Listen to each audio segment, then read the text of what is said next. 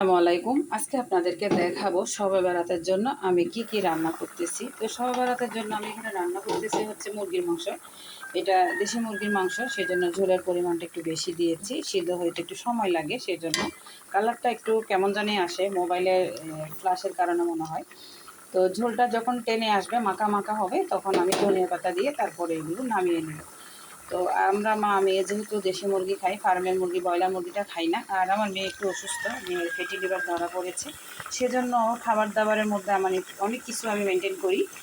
তো ডায়েটিংয়ের মতো বাচ্চা মানুষ তো ডায়েট তো করতে পারে না, তারপরে ওকে আমি মানে খাবারগুলির মধ্যে সবচেয়ে ভালোভাবে খাবারগুলো খাওয়ানোর চেষ্টা করি। আর আমি মাংসগুলো রান্না করতেছি, আসলে অনেকে হয়তো বলতে পারেন মশলা কম হয়েছে। মশলা আমি কম দিয়েছি ইচ্ছা করে, কারণ আমার মেয়ে অসুস্থ, সেজন্য।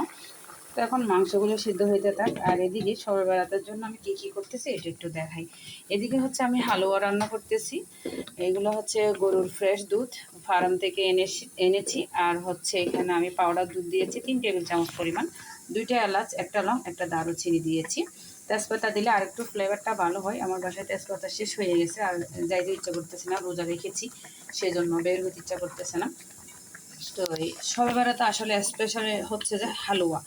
এই যে হালুয়াটা রান্না করব, এটা যখন একদম মানে দুধটা টেনে আসবে, মাখা মাখা হবে, তখন ঘি দিয়ে একটু করে নামিয়ে এটা আমি প্লেটে ঢেলে রাখলে কিন্তু এটা শক্ত হয়ে যাবে, তখন কিন্তু রুটি দিয়ে খেতে খুবই মজা লাগবে। তো রুটি বানাবো।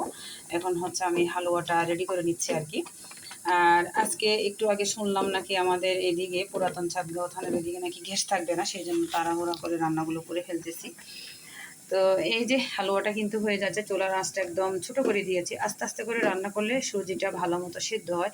আর এই সুজিগুলো প্রথমে আমি টেলে নিয়েছি, মানে তাওয়াতে প্রথমে টেলে নিয়েছি, তারপর হচ্ছে আমি এখন দুধ, তারপর হচ্ছে চিনি, লবণ, এলাচ, দারুচিনি, লং, এগুলো দিয়ে এখন আমি সুজিটা রান্না করে নিচ্ছি। এখানে ঘি দিতে হবে, ঘি আমি লাস্টের দিকে দিব, যখন নামানোর আগে। এটা যখন একদম মানে ইয়া হয়ে যাবে, শুকনা হয়ে যাবে, যখন দুধটা একদম টেনে আসবে, তো এই সুজিটা কিন্তু খেতে অনেক মজা লাগে। আর শবে বরাতে কিন্তু সুজির হালুয়াটা খেতে ভালো লাগে। আর মূলত এটা দিয়েই কিন্তু ফাতেহাটা দেওয়া হয়, আমরা ফাতেহা দিব এটা দিয়ে।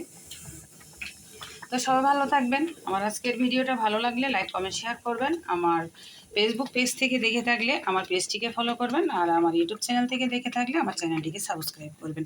আজকের ভিডিওটা এখানে শেষ করছি। আল্লাহ হাফেজ। Thanks for watching.